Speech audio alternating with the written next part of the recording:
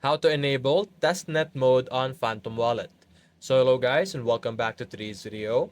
So what you're going to do is you're simply going to select your account logo or your profile over here on the top left. And over here, you're simply going to select our option settings over here or settings icon. And you should be able to see your settings. So simply scroll down to the bottom and you should be able to see here developer settings. So simply select that.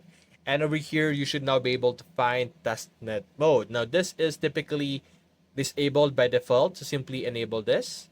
And now you could select here whether you want Solana DevNet or Solana Testnet. Or you could do Ethereum over here, Ethereum Sepolia, Base Sepolia, or Polygon Amoy. So you could choose between those networks. So anyway, after this, simply go back and you should now be able to see that you are currently in testnet mode, meaning you were able to successfully enable it. So that's basically it guys. If you enjoyed this video, leave a like and subscribe. Thanks for watching.